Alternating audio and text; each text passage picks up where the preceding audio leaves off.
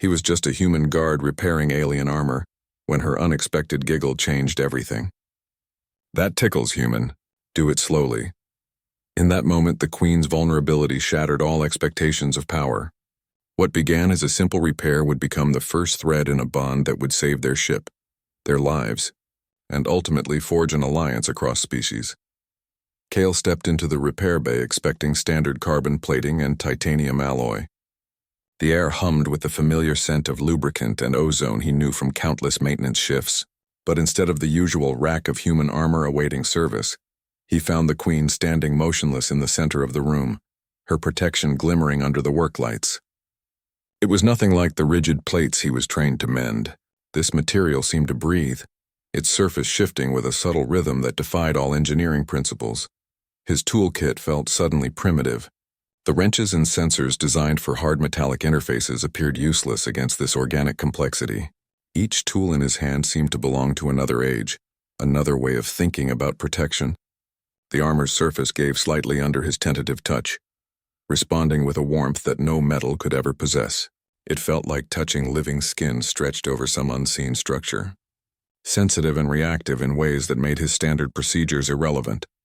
The Queen remained perfectly still, her silence amplifying the tension in the room. Her stillness wasn't the rigid posture of a soldier awaiting repair, but something more profound, a creature allowing an unfamiliar hand to touch what was essentially part of herself. Kale's training had covered alien materials in theory, but nothing prepared him for this tactile reality. Every movement required absolute precision, each adjustment carrying the risk of damaging systems he couldn't begin to comprehend. His fingers traced what appeared to be a damaged section, noting how the material seemed to flinch slightly at the contact. Then came the sound that would reshape everything between them. A soft giggle, so human in its spontaneity, yet utterly alien in this context. Her voice followed, warm and closer than he expected. "That tickles, human. Do it gently." The words hung in the air, transforming the situation completely. This wasn't armor maintenance, this was caring for something alive. The realization shifted his entire approach, his technical focus giving way to something more careful, more intuitive. Her vulnerability in that moment revealed more about her people's technology than any briefing ever could. The repair bay's sterile environment suddenly felt intimate, charged with unspoken understanding. Kale's movement slowed, his touch becoming deliberate where it had been clinical. He watched how the material responded to different pressures, learning its language through trial and error. The Queen's quiet breathing provided the only other sound in the room, a rhythm that gradually synchronized with his careful work. What had begun as a technical challenge became a conversation without words. Each gentle adjustment met with subtle feedback from the living armor. Ares watched the human's careful movements with quiet amusement, her alien senses registering his growing confusion. She could feel his struggle through the armor itself, the way his human mind tried to force square thinking into round realities. His fingers moved with technical precision, but lacked the intuitive understanding her people took for granted. Every adjustment he made followed logic that simply didn't apply here, his training fighting against the reality before him. The fundamental divide between their technologies became clearer with each passing moment. Where human armor was forged in fire and hammered into shape, hers had been cultivated like rare orchids in specialized environments. It hadn't been manufactured but nurtured, each layer grown over decades of careful development through biological processes humans hadn't yet imagined. The material remembered its growth, remembered the hands that had tended it through various stages of maturation. This was living history he was touching, not assembled components. She explained how her people had moved beyond mechanical solutions centuries ago, embracing biological engineering that worked with nature rather than against it. Each component served multiple purposes beyond mere protection: environmental regulation, communication, even emotional feedback systems that responded to her mental state. The armor wasn't worn so much as integrated, becoming an extension of her nervous system rather than separate equipment. Kale's perspective shifted as he understood he wasn't repairing machinery, but tending to a living system. His technical manual knowledge gave way to something more ancient, more fundamental, the instinct to care for something alive. The tools in his hands suddenly felt different, their purpose transformed from instruments of repair to implements of healing. He began noticing subtle responses to his touch that no machine could ever provide. The way damaged areas seemed to lean into careful pressure, how certain sections responded to warmth with increased flexibility. This revelation opened doors in his thinking that hadn't existed moments before. Technology could be grown rather than built, could adapt rather than break, could heal rather than require replacement. The very definition of advanced technology reshaped itself in his mind, moving from complex machinery to sophisticated biology. His careful work became less about fixing and more about facilitating the armor's own regenerative processes, supporting what already knew how to heal itself given the right conditions. The Queen observed his changing approach with approval, noting how his movements became more fluid, more responsive to the subtle feedback the armor provided. Where he had been applying procedures, he now practiced observation. Where he had been following protocols, he now followed intuition. The transformation in his understanding happened in real time, visible in the changing pressure of his fingertips and the new respect in his eyes. When he examined the living material, this wasn't just about repairing damage, it was about cross-species, understanding happening at the most fundamental level. Two completely different approaches to existence finding common ground through shared purpose. The human need to fix things meeting the alien reality of nurturing things, both converging on this single point of contact between his hands and her protection. The traditional captor-caretaker relationship began its subtle dissolution the moment Kale realized the delicate instruments in his hands could cause genuine harm. These weren't tools for repairing machinery, but implements that could damage living tissue, could hurt rather than heal. His technical skill gave him momentary authority over the Queen's safety, a reversal of their established roles that neither protocol nor training had anticipated.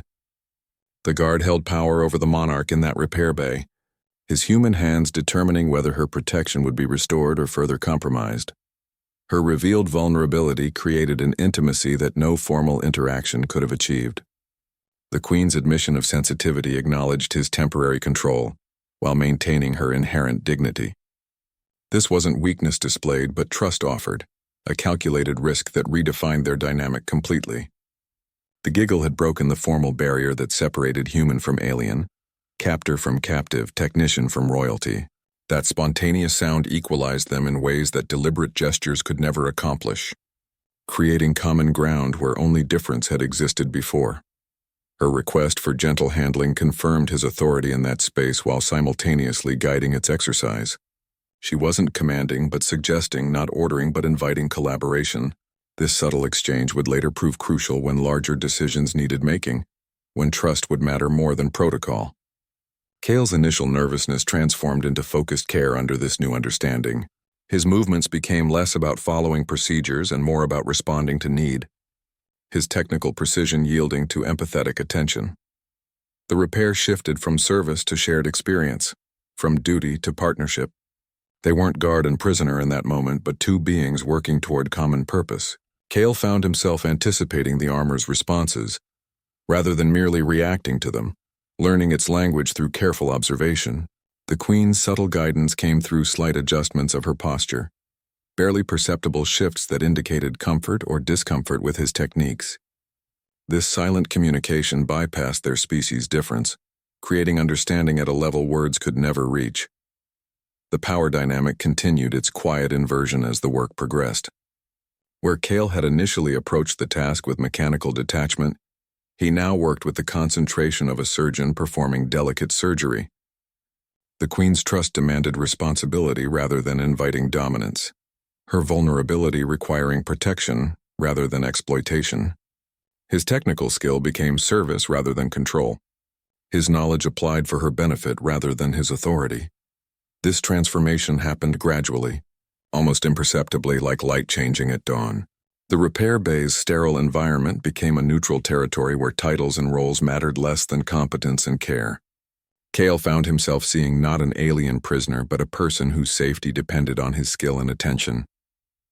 The Queen observed not a human guard, but someone capable of understanding and respecting what others might consider strange or frightening. Their interaction became a dance of mutual adjustment, each responding to the other's cues without the need for explanation or command. The tools in Kale's hands felt different now, not instruments of control but extensions of intention. means of communication rather than manipulation. The living armor beneath his fingers responded to this changed approach, its reactions becoming more pronounced as trust built between caretaker and wearer. This subtle shift in their relationship would later prove vital when crisis came, when quick decisions would need to be made without consultation or hesitation. The foundation built in that repair bay would support actions that protocols would never permit, choices that regulations would never endorse. But in that moment, it was simply about careful hands and trusting silence, about power transformed into partnership through shared vulnerability. Kale's fingers traced the edge of a damaged section, noticing how the material responded to contact. Where human armor would show stress fractures or bent plating, this surface revealed subtle color shifts and textural changes that indicated damage. He observed how the area around the wound seemed to be actively responding, the edges slowly reforming as he watched.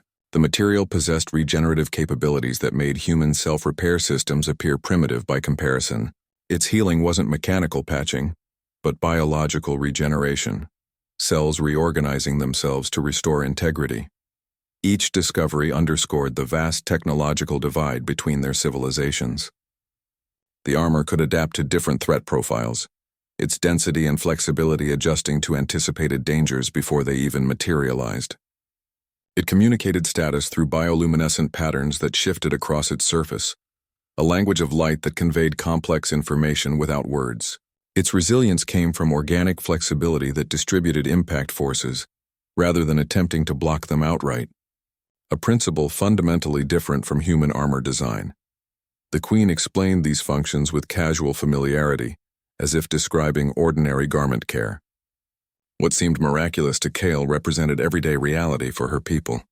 She mentioned how the material could filter toxins from the air, regulate temperature across extreme ranges, and even generate emergency nutrient supplies if necessary. Each revelation expanded Kale's understanding of what technology could achieve when developed along biological rather than mechanical lines. His awe grew with each new function revealed, his human perspective struggling to comprehend systems that operated on principles his science hadn't yet imagined. This wasn't equipment separate from its wearer, but an integrated system that functioned as an extension of the Queen herself. The armor responded to her emotional state, its defensive capabilities strengthening when she felt threatened and relaxing when she felt secure. It learned from encounters, adapting its responses based on past experiences and storing that knowledge for future reference. The biological components possessed a form of memory that mechanical systems could never achieve, creating cumulative improvement over time rather than scheduled upgrades. The technological gulf that initially seemed insurmountable became a source of mutual curiosity rather than division. Kale's questions reflected his growing appreciation for biological engineering, while the Queen's answers demonstrated her interest in human technological approaches. They found common ground in their shared fascination with problem-solving, even if their methods differed fundamentally. The repair process became an exchange of concepts and principles, each learning how the other civilization approached challenges of protection and survival. Kale began to see patterns in what initially appeared chaotic.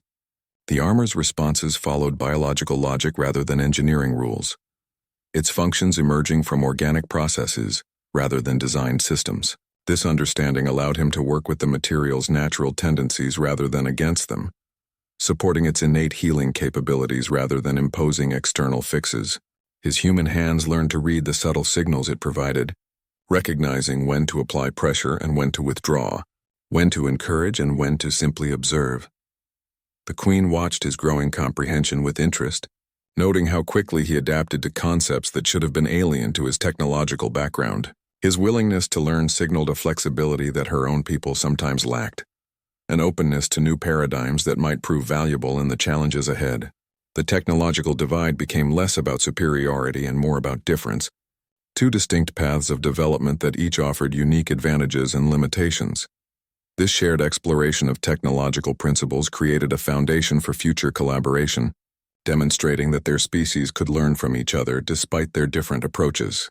The repair bay became a classroom where two technological philosophies met and found unexpected compatibility, their differences becoming complementary rather than conflicting.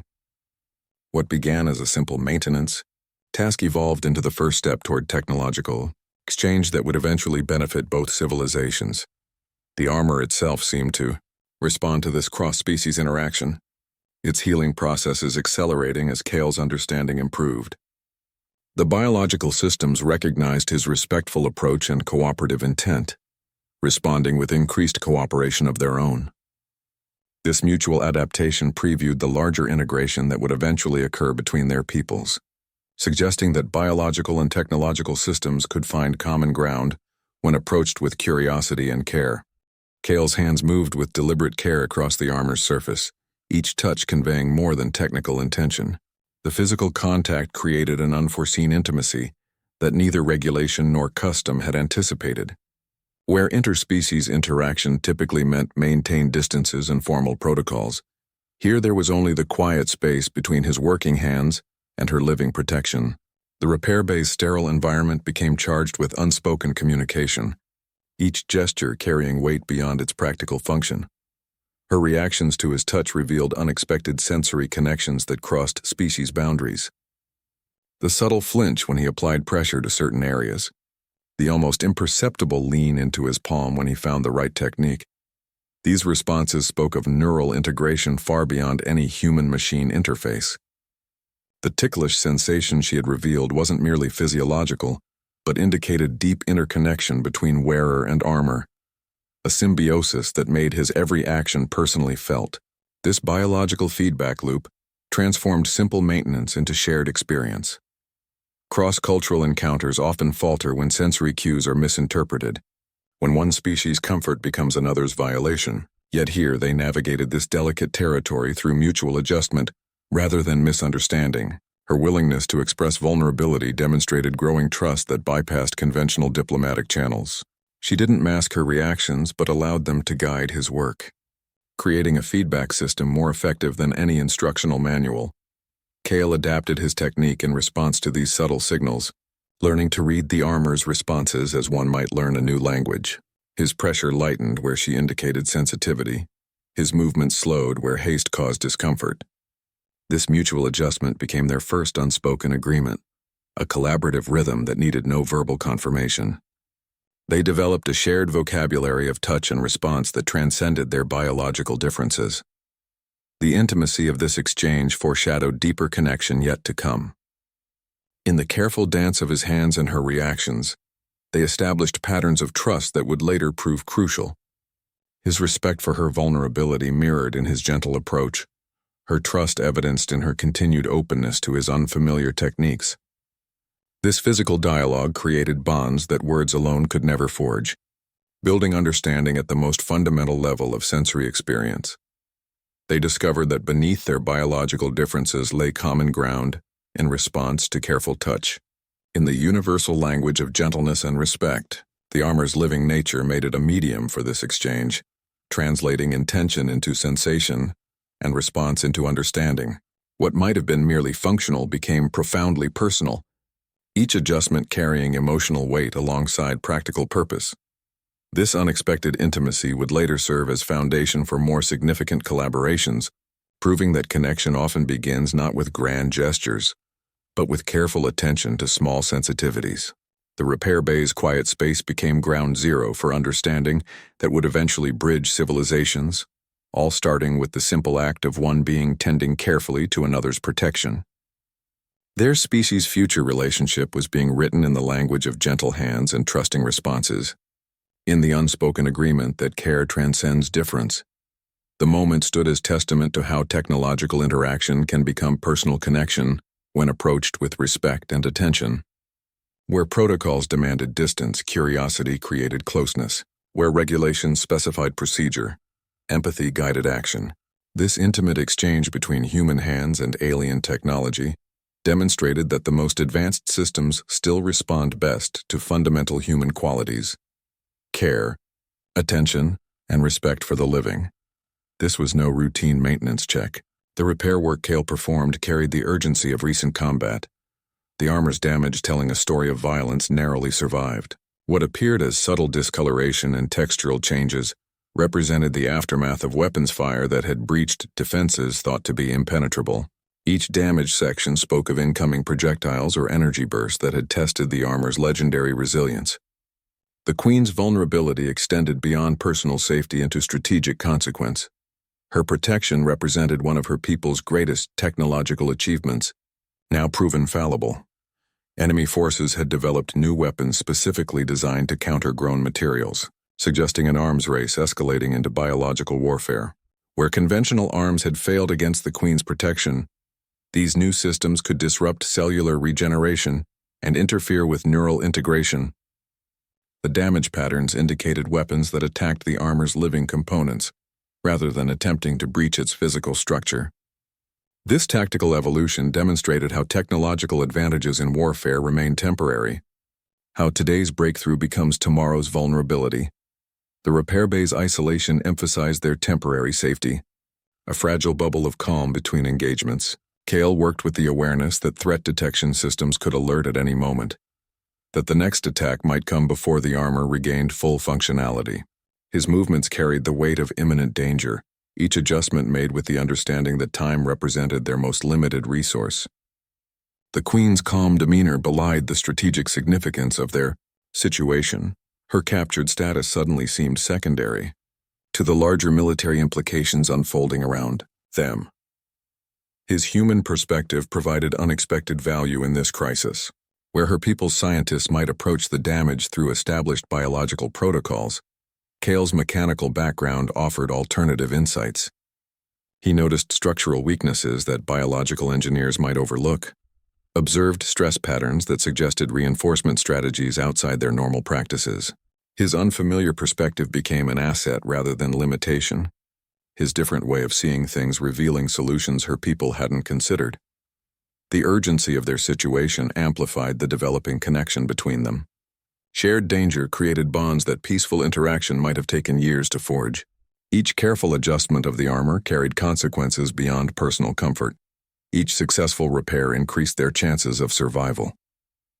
The intimacy of their exchange gained strategic significance, their silent communication becoming essential rather than incidental.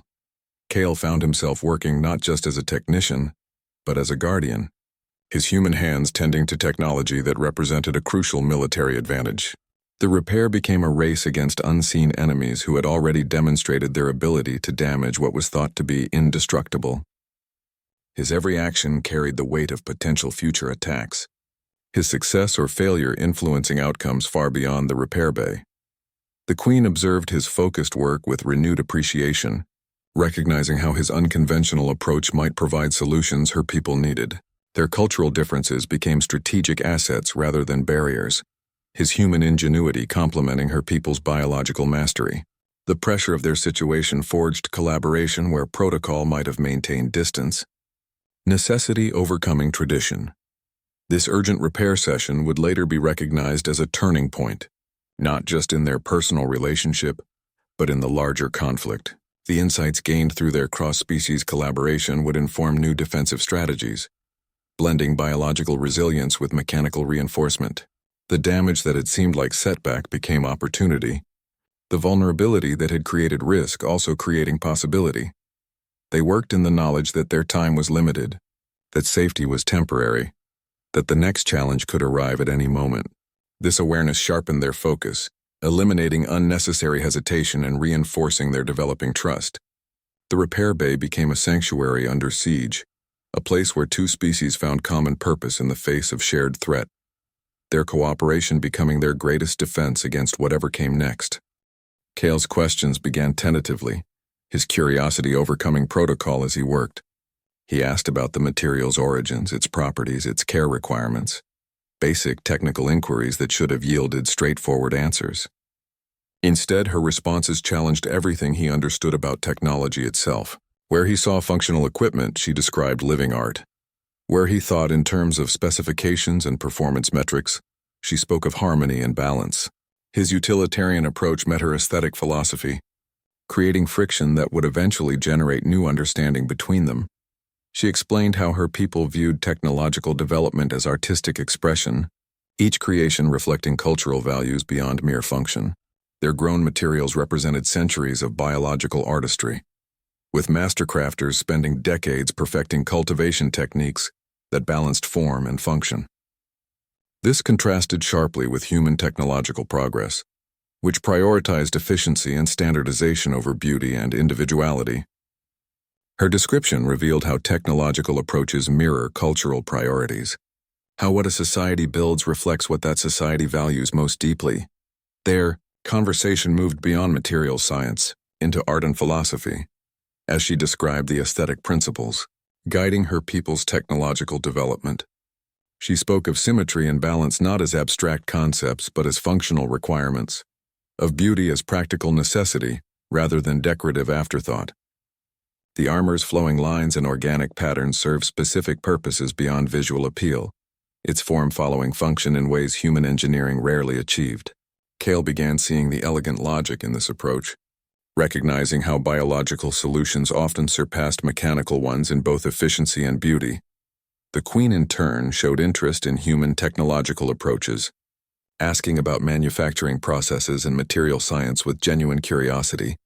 She seemed fascinated by humanity's ability to create complex systems from inert materials, our skill at manipulating the physical world through force and precision. Where her people worked with growth and development, humans mastered fabrication and assembly.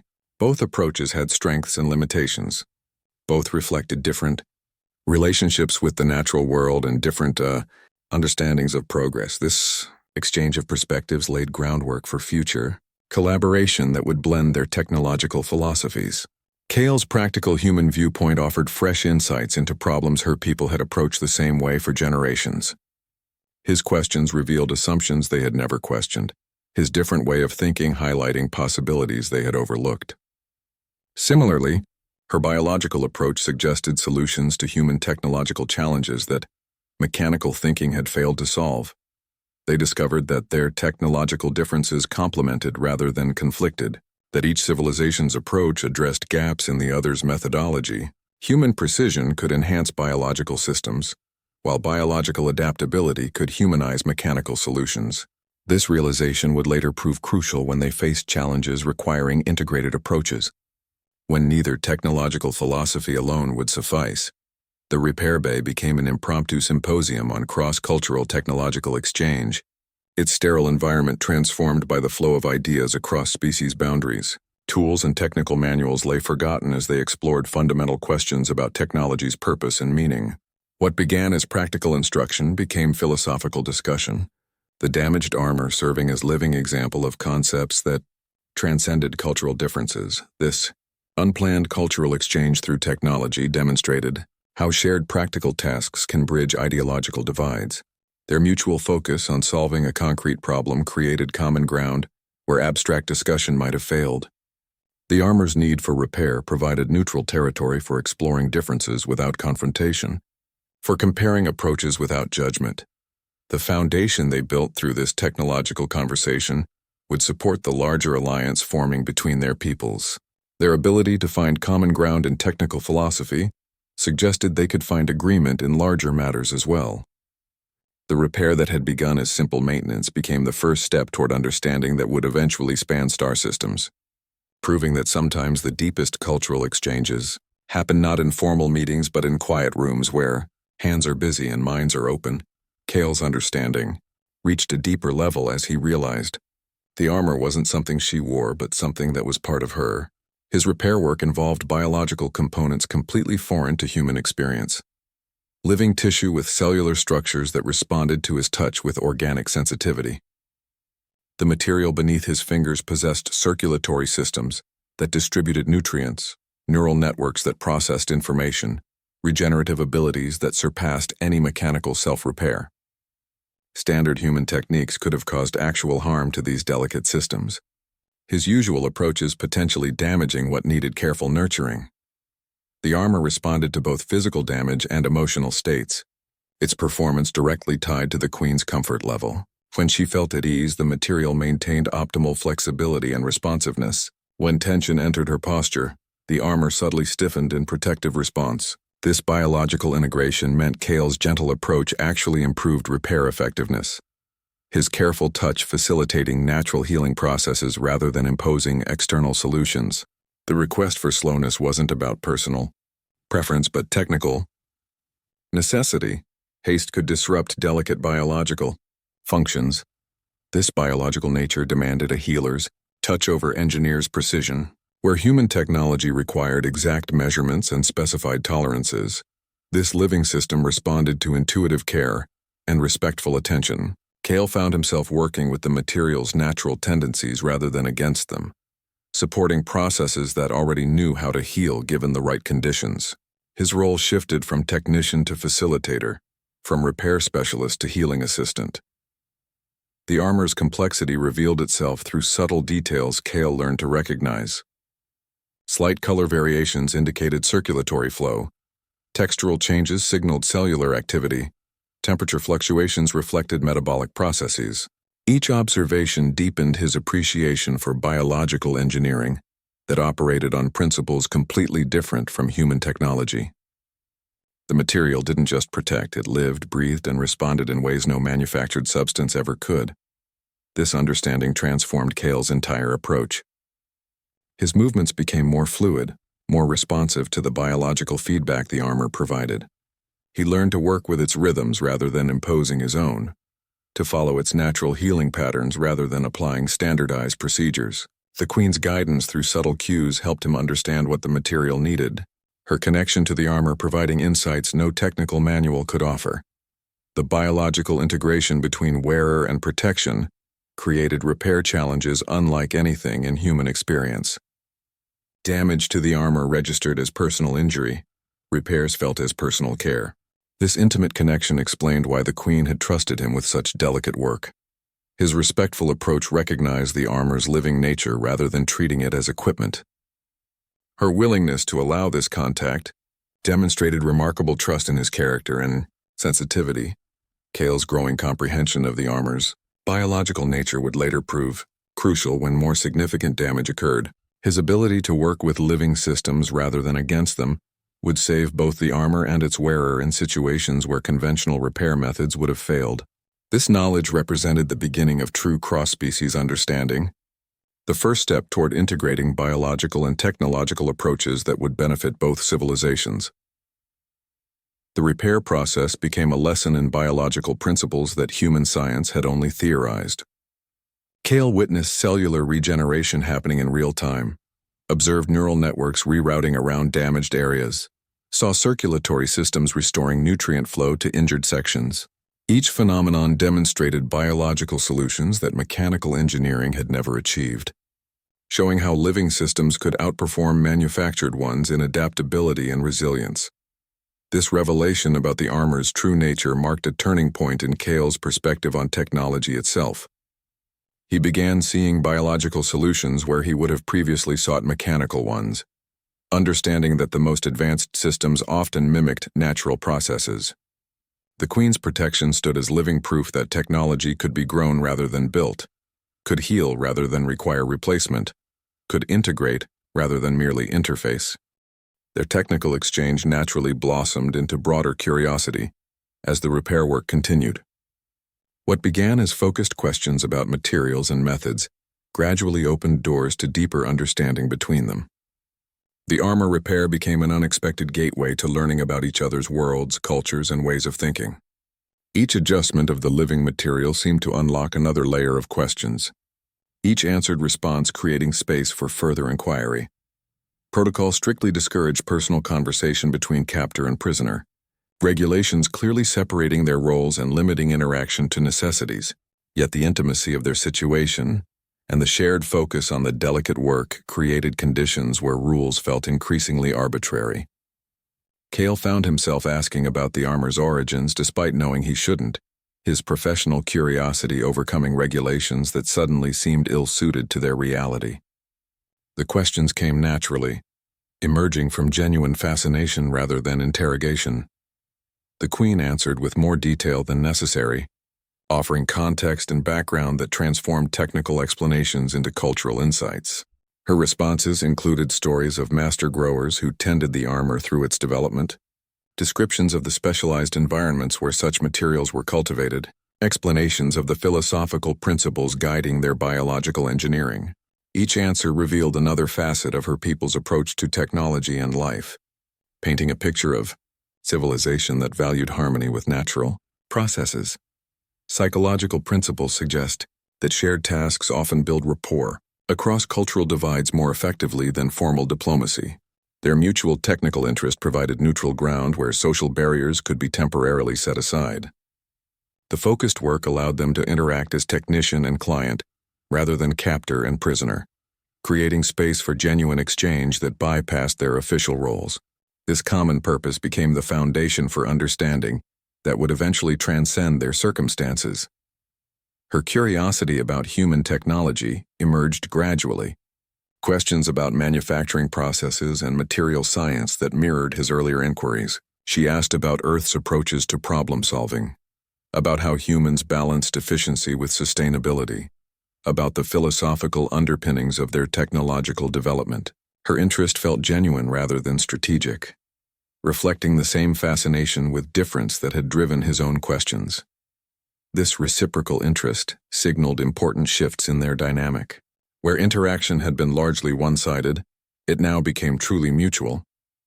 Where communication had followed prescribed patterns, it now flowed naturally according to shared curiosity rather than assigned roles. The repair bay's formal atmosphere gradually softened into something more collaborative, more personal, more human despite their species' difference. The space transformed into neutral ground for cultural exchange, its clinical lighting and functional equipment becoming backdrop for conversation that spanned technological philosophies, artistic principles, and fundamental questions about progress and preservation. Tools lay forgotten as they explored ideas that connected their different approaches to existence, finding unexpected common ground in their shared respect for craftsmanship and care. Their mutual curiosity created a rhythm that felt both natural and significant, each question and answer building understanding that would later prove crucial. They discovered that beneath their technological differences lay similar values: respect for quality, appreciation for skill, recognition of beauty and functional design. These shared values would eventually form the foundation for cooperation that extended far beyond the repair bay. The armor itself seemed to respond to this exchange of ideas, its healing processes accelerating as understanding grew between them. The biological material reflected the improved connection between caretaker and wearer, its responses becoming more coordinated, its regeneration more efficient. This physical manifestation of their developing rapport provided tangible evidence that their interaction was achieving more than either had initially anticipated. This ignition of mutual curiosity would later be recognized as the true beginning of their alliance, the moment when technical exchange became personal connection. The questions they asked and answered in that repair bay would echo through later negotiations and collaborations, their shared fascination with each other's worlds becoming the bridge that would eventually connect their civilizations. The Queen's revealed vulnerability became a different kind of power in the quiet space between them. Her admission of sensitivity could have been perceived as weakness in any military context, a breach in the armor of command that might undermine authority. Standard protocols dictated that leaders conceal such vulnerabilities, maintaining an image of invulnerability that reinforced their position. Instead, her openness demonstrated profound confidence in her guard's character, a calculated risk that would redefine their entire dynamic.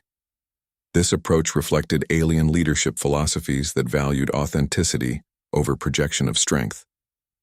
Where human command structures often prioritize the appearance of control, her people understood that true leadership sometimes required showing where one could be touched, where one could be reached. Her willingness to reveal this sensitivity created a connection that mere authority could never achieve. The giggle that had escaped her didn't diminish her stature, but rather humanized her command, making her authority more accessible rather than less imposing. Kale responded with increased respect rather than diminished regard, his perception of her strength expanding to include this new dimension. Where he might have seen vulnerability as liability, he now recognized it as strategic wisdom. Her openness invited his care rather than demanding his obedience, creating loyalty through trust rather than fear. This moment quietly redefined strength for both participants, expanding their understanding of what power could mean across cultural boundaries. Vulnerability became their first shared language, a means of communication that bypassed the limitations of their different backgrounds. In that admission of sensitivity, They found common ground that technical discussions or formal exchanges could never provide. Her willingness to be touched, both literally and emotionally, created space for genuine connection where only functional interaction was supposed to exist. This exchange demonstrated how perceived weakness can become relational strength when met with respect and care. The Queen's leadership philosophy embraced the paradox that showing where one could be affected actually increased one's influence. By allowing Kale to see her sensitivity, she gained more control over the situation than she would have through maintained distance. His response to her vulnerability determined the future course of their interaction, revealing his character in ways that formal evaluation never could.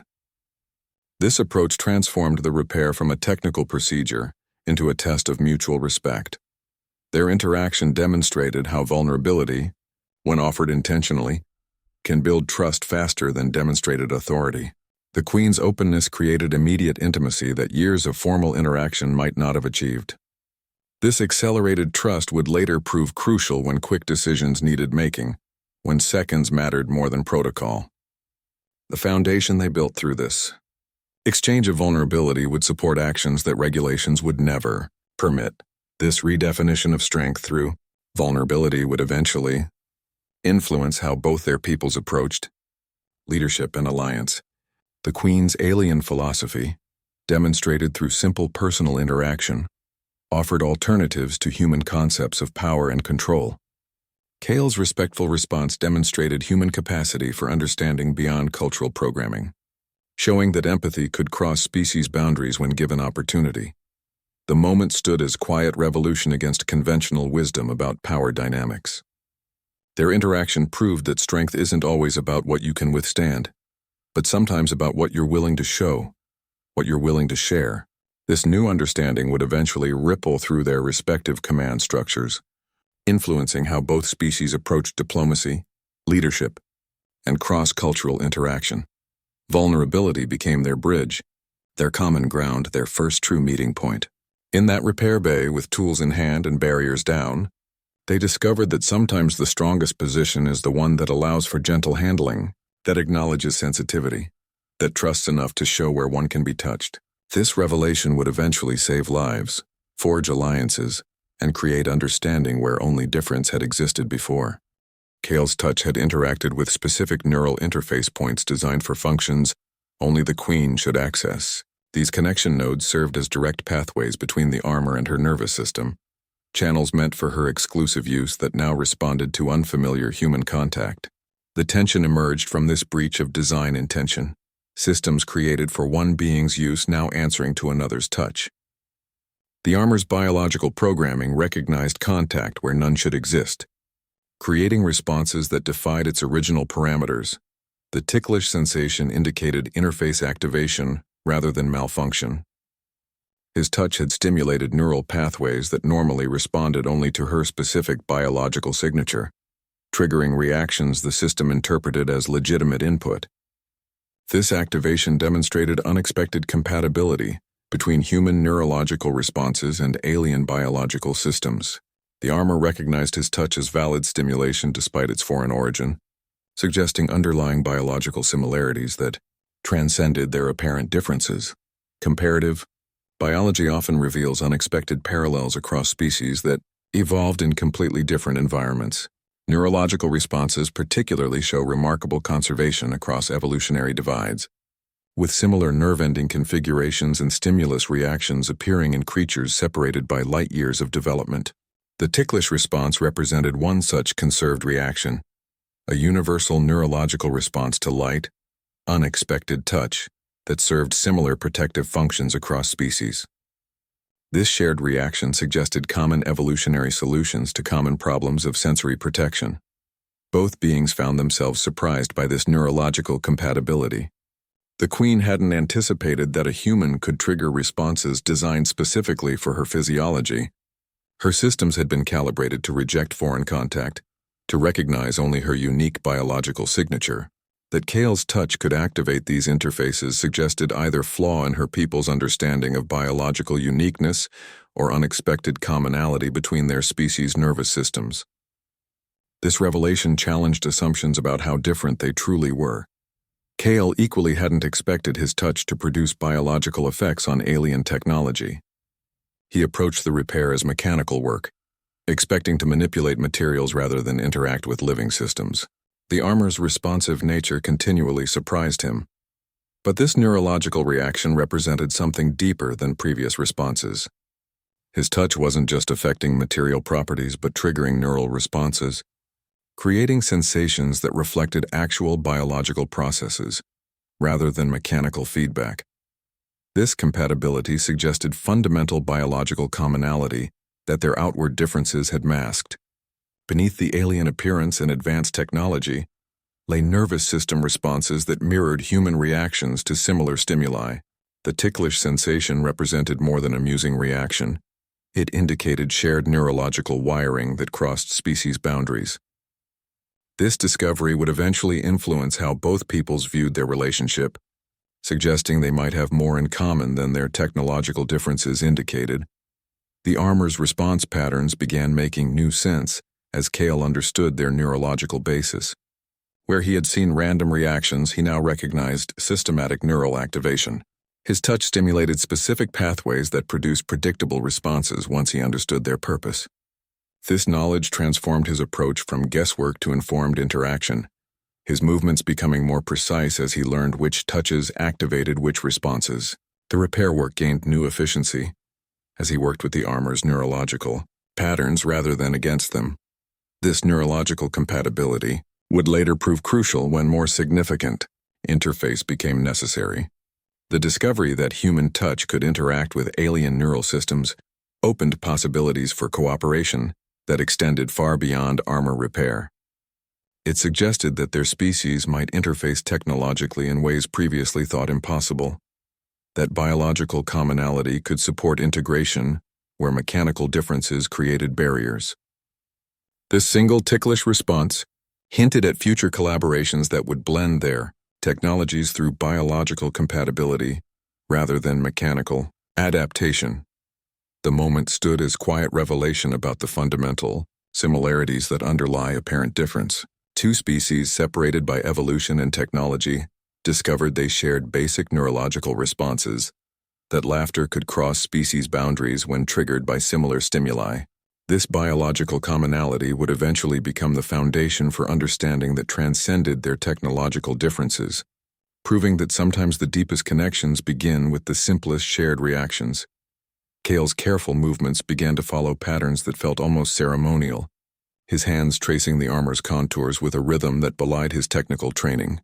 He performed actions whose full cultural significance he couldn't possibly understand, working by instinct rather than knowledge. Each careful adjustment, each measured application of pressure, each moment of observation followed unspoken rules that seemed to emerge from the work itself. The tension lay in this disconnect. He was participating in something sacred without knowing the liturgy, following rituals whose meanings remained hidden. The queen recognized the respect in his unfamiliar technique, seeing past the human methods to the intention behind them. Her people maintained specific ceremonies for armor care that involved precise movements, particular sequences, and spiritual significance that transformed maintenance into meditation. Where her culture's rituals followed centuries of tradition, Kale's approach reflected human practicality, guided by emerging understanding. Yet despite the differences in execution, the underlying reverence remained the same, the acknowledgement that this wasn't mere equipment but something worthy of careful attention and respect. Anthropological understanding suggests that shared rituals often build bridges across cultural divides more effectively than formal diplomacy. The act of participating in meaningful action together creates bonds that conversation alone cannot achieve.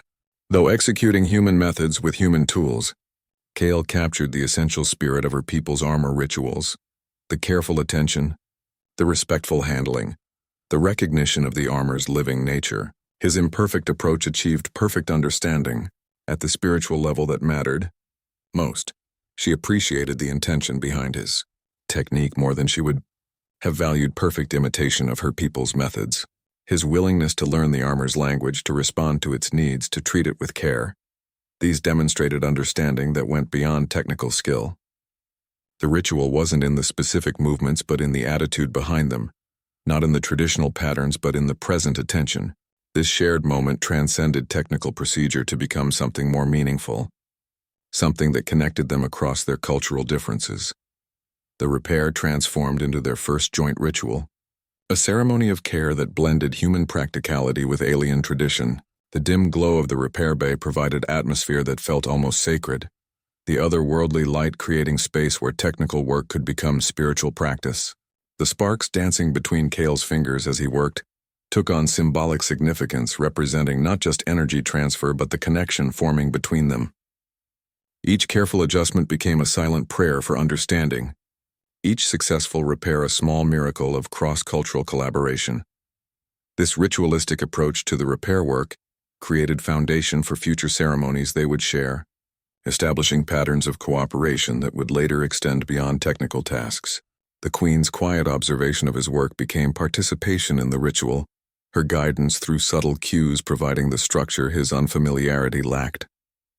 Together they created something new, a hybrid ceremony that honored both their traditions while creating space for their unique connection. The repair bay's functional environment became temple-like through their shared focus and mutual respect. What began as necessary maintenance became meaningful interaction, the technical transforming into the ceremonial through intention and attention. This first joint ritual would be remembered as the moment when their relationship moved beyond functional cooperation into something deeper, when repairing armor became building understanding, when technical procedure became shared ceremony that would eventually unite their peoples. Words became unnecessary as they navigated the delicate work through unspoken understanding. Kale learned to read the armor's responses through his tools, feeling the subtle vibrations and temperature changes that indicated the living material's condition. The specialized instruments in his hands became extensions of his senses, translating biological feedback into actionable information. Each slight variation in resistance, each minute shift in texture, told stories about the armor's state that words could never adequately convey. The constant tension lay in potential misinterpretation of these silent signals. A misread cue could damage the delicate biological systems they were trying to heal, causing harm where they intended help. The stakes remained high with every movement, every adjustment made based on imperfect understanding of alien biology. This pressure refined their communication, forcing them to develop clarity beyond language, precision beyond verbal instruction. The quiet of the repair bay amplified each subtle sound, making every interaction feel significant.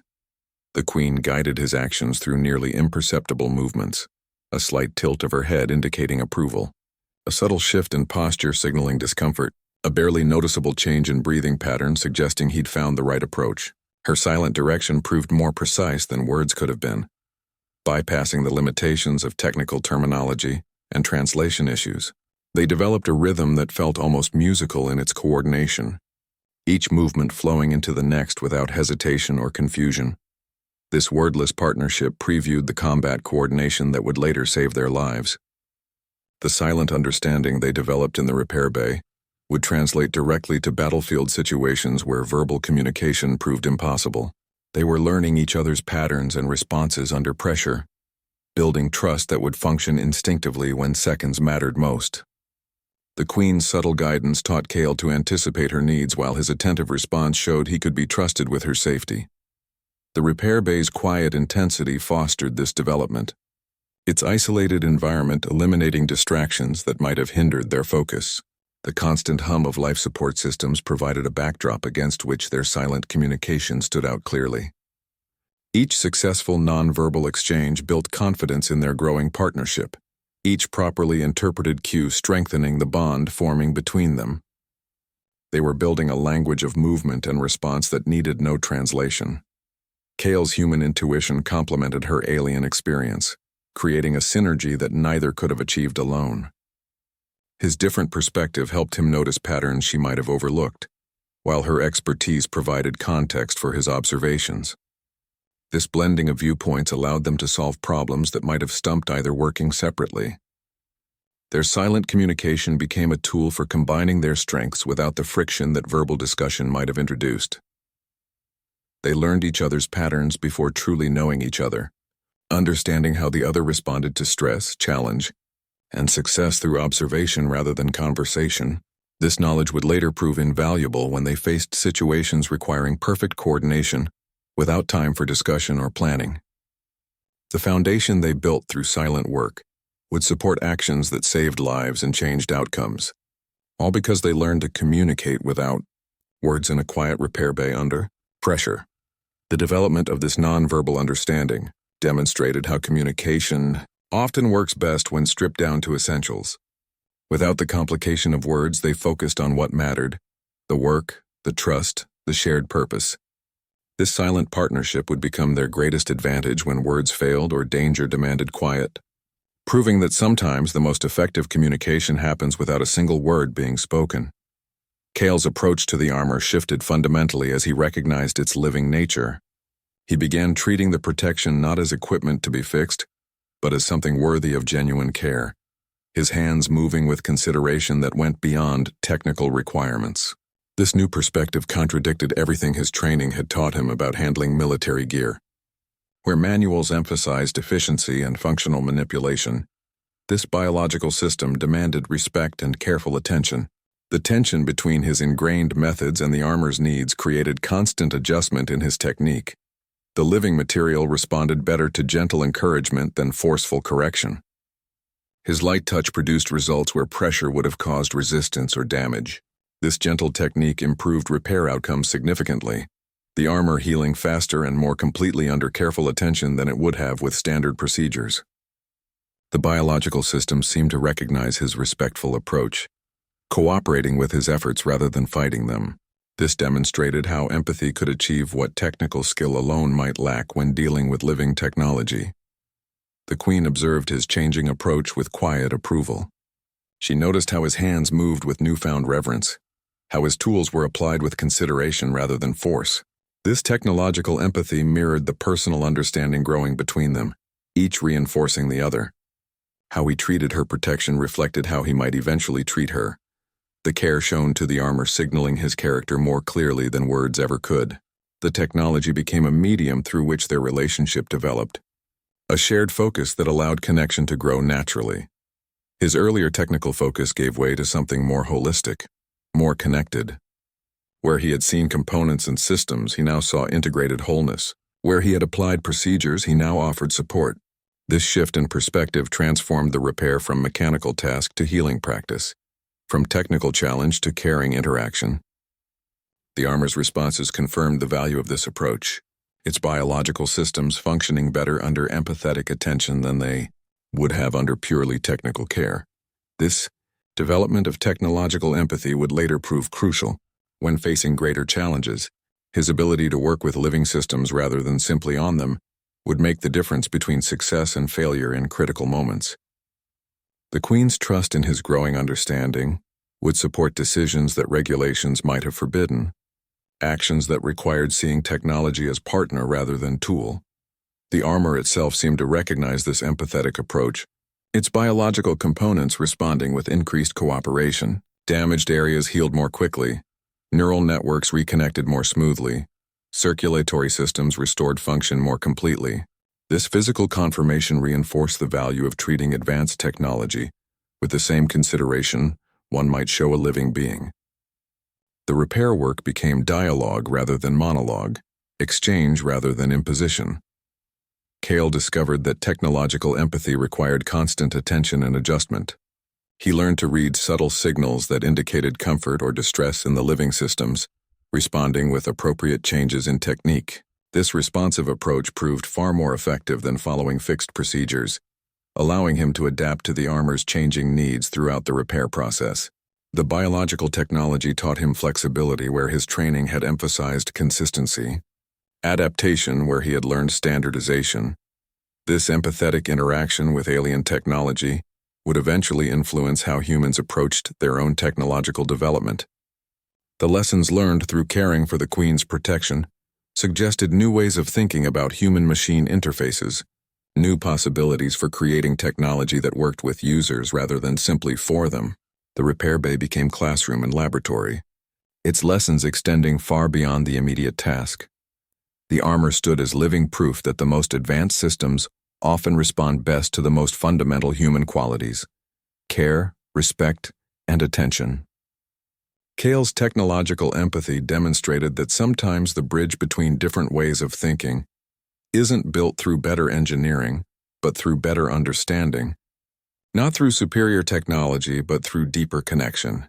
This realization would eventually transform not just their personal relationship, but the future of interaction between their species. Her softly spoken request carried implications far beyond the simple words themselves.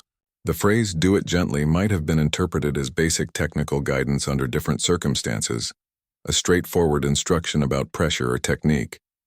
But the whispered delivery transformed its meaning completely, wrapping practical advice in layers of unspoken understanding that crossed cultural boundaries. The intimacy of that lowered voice changed everything about how the message was received and understood. Linguistic research confirms that whispered communication creates intimacy across human cultures, establishing connections that normal speech cannot achieve. The quiet sound draws listeners closer both physically and emotionally, creating shared space that feels private and significant.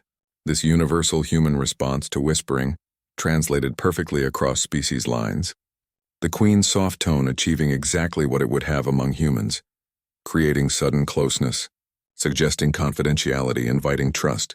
The whisper made the moment theirs alone, separating it from all other interactions.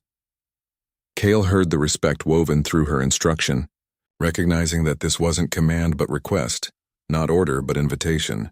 Her choice to whisper rather than speak with authority demonstrated remarkable adaptability, showing she could set aside royal prerogative when situation demanded different approach.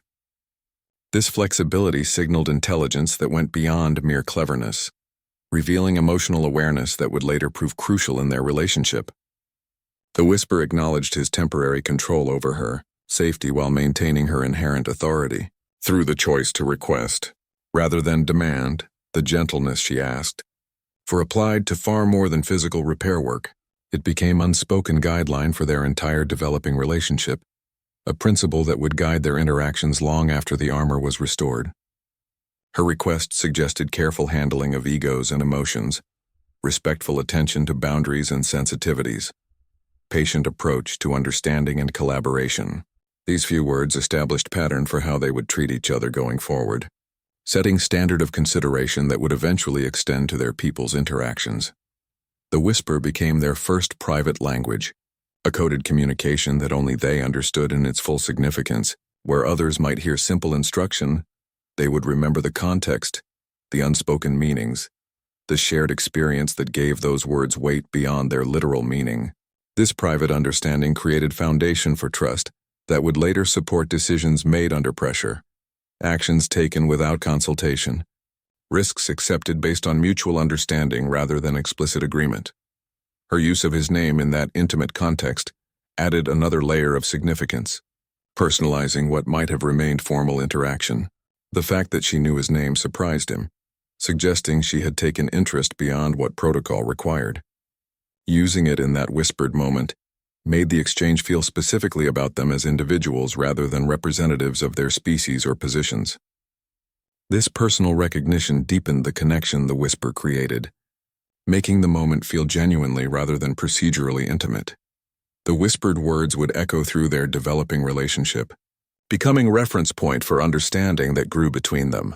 In moments of tension or disagreement, they would recall that first breakthrough of intimacy, that initial establishment of trust through vulnerability and careful response. The memory would guide them back to respectful interaction when circumstances tempted toward confrontation, reminding them of the connection they had built through whispered request and gentle answer. This first private communication established pattern that would characterize their entire relationship: direct yet subtle, respectful yet intimate, practical yet deeply meaningful. The whisper contained all the elements that would eventually define their alliance: mutual respect, adaptive communication, shared understanding, and the willingness to be vulnerable when circumstances required trust. Those softly spoken words became the foundation upon which everything else would be built, the first true communication between them that acknowledged both their difference and their potential for connection. Kale stepped back from the now intact armor, his tools resting heavily in suddenly still hands. The transformation felt complete yet incomplete. The physical repair achieved, but something far more significant had shifted between them. The formal barrier that should have immediately reinstated itself remained suspended, held at bay by the shared experience they had just navigated together. Instead of returning to prescribed roles, they remained connected by the invisible threads of mutual accomplishment, the air between them charged with understanding that needed no verbal confirmation. The Queen tested the repair with movements that spoke of deep familiarity and appreciation. Her fingers traced the repaired sections, her posture shifting through ranges of motion that verified both functionality and comfort. These subtle movements conveyed more than satisfaction with technical work.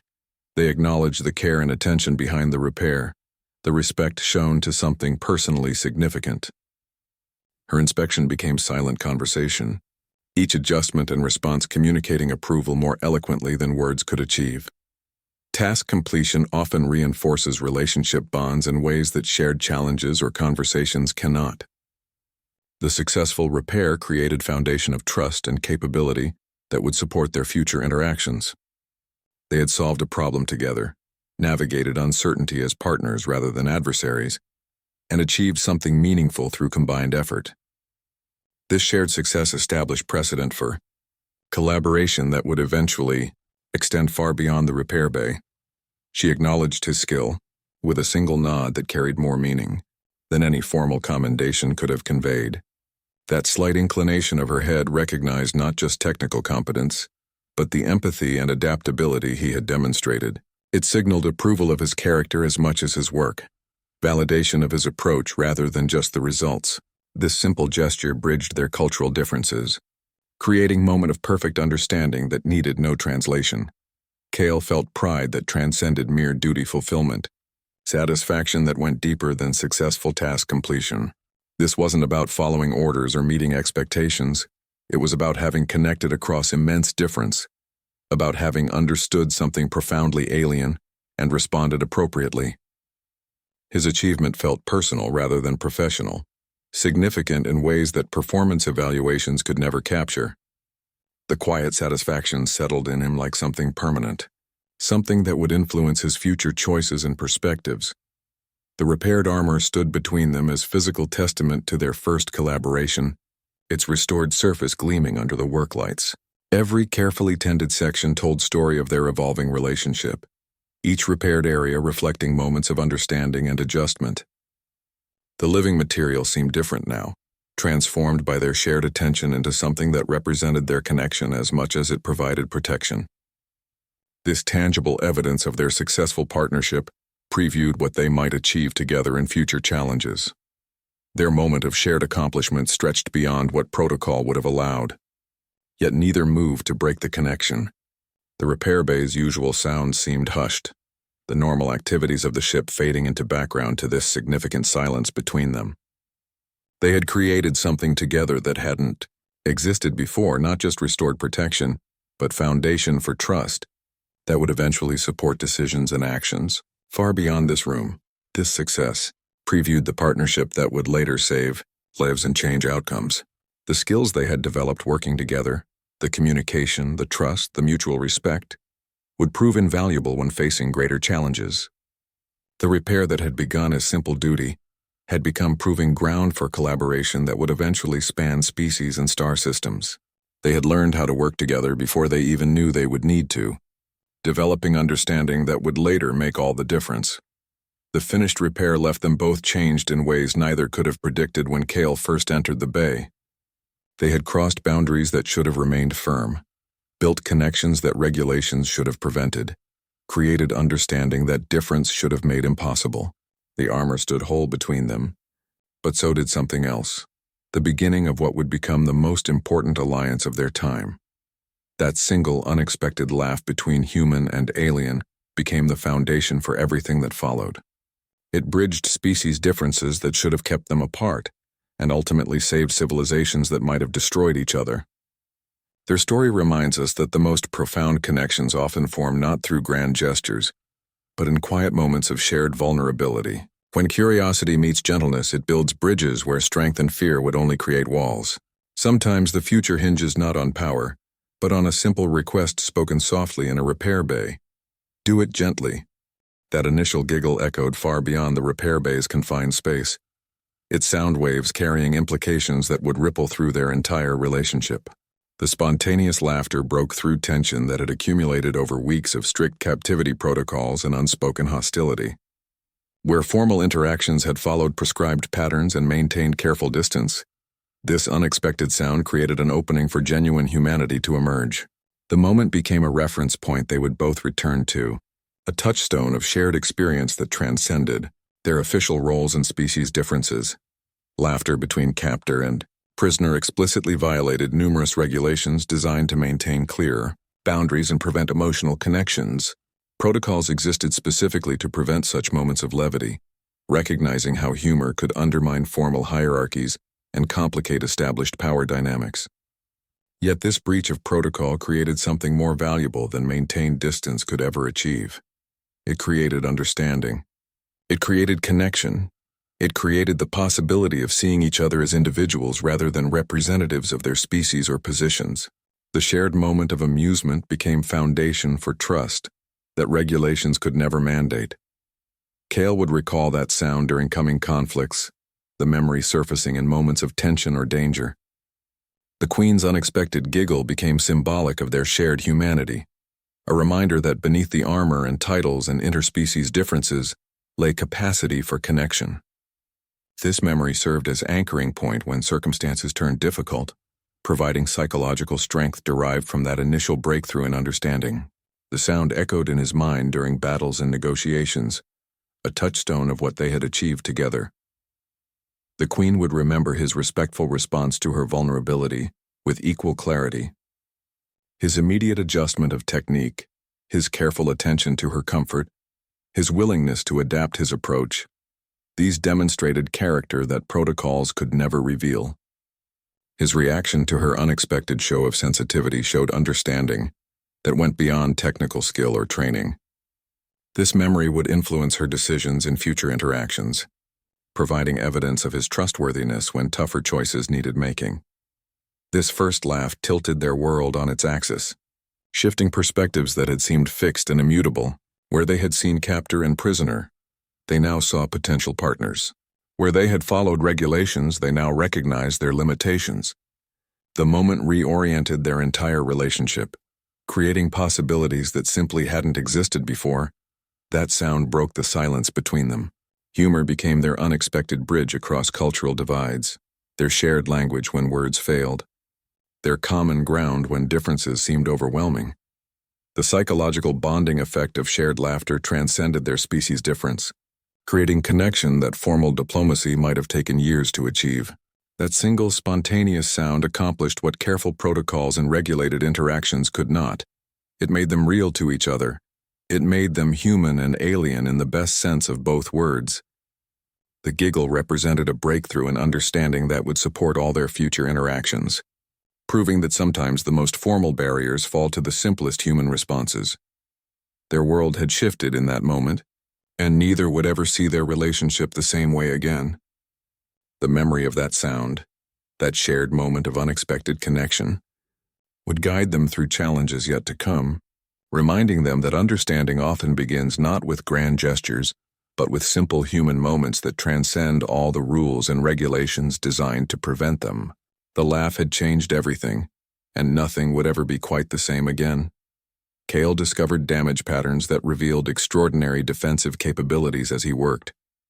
The armor bore marks from energy weapons that should have vaporized conventional protection, yet the material showed only surface disruption. What appeared as minor discoloration represented impacts that would have destroyed any human armor system. The tension emerged from understanding that the same biological systems providing this incredible protection also created specific vulnerabilities. The living nature that allowed regeneration and adaptation also meant the armor could feel pain, could suffer damage that went beyond mechanical failure. The grown materials demonstrated abilities that redefined defensive technology. They could absorb energy impacts and redistribute force throughout their structure, dissipating what would be catastrophic damage into manageable stress. Self-repair functions continued working even during Kale's repair process, the biological systems healing themselves with only minimal assistance from his tools. This continuous regeneration meant the armor improved its own recovery while being repaired, creating synergistic healing that mechanical systems could never achieve. Scientific understanding confirms that biological systems often outperform mechanical solutions in adaptability and resilience. Where manufactured armor fails catastrophically when its limits are exceeded, this living protection could sustain damage and recover functionality. The Queen's survival of the recent skirmish stood as testament to this effectiveness. She had withstood attacks that should have been fatal, her protection adapting to threats in real time rather than simply resisting them. The damage patterns told a story of incredible resilience under extreme conditions. Kale's repair work actually assisted the natural healing process rather than replacing it. His gentle approach supported the armor's biological functions, his careful touch facilitating regeneration where forceful methods might have disrupted it. This understanding of the armor's capabilities would later save their lives when facing greater threats. Knowledge of how the living systems functioned, how they responded to damage and recovery, provided tactical advantages that would prove crucial in coming conflicts. The armor became their first shared secret, its full capabilities known only to them. This knowledge created connection that went beyond their official roles, establishing trust based on mutual understanding of something significant and personal. They now shared information that could influence strategic outcomes, that could mean the difference between survival and failure. This shared understanding of the armor's true nature formed a bond that regulations and protocols could never achieve. The discovery of these defensive properties transformed Kale's view of technological advancement. He saw how biological solutions could achieve what mechanical engineering struggled to accomplish, how living systems offered flexibility and adaptability that manufactured materials lacked. This revelation would eventually influence human technological development, suggesting new approaches to protection that blended biological and mechanical principles. The armor stood as living proof that the most effective solutions often came from working with nature rather than against it. Their shared knowledge of the armor's capabilities created unspoken understanding that would guide their future actions. They now possessed information that could be used strategically, that could be leveraged when facing opponents who underestimated the protection's true nature. This secret knowledge would eventually turn battles, would create opportunities where none seemed possible, would prove that sometimes the greatest advantages come from understanding rather than force. The armor's defensive capabilities represented more than technological achievement. They symbolized the potential for their species to learn from each other. Human persistence combined with alien biological innovation could create solutions neither could achieve alone.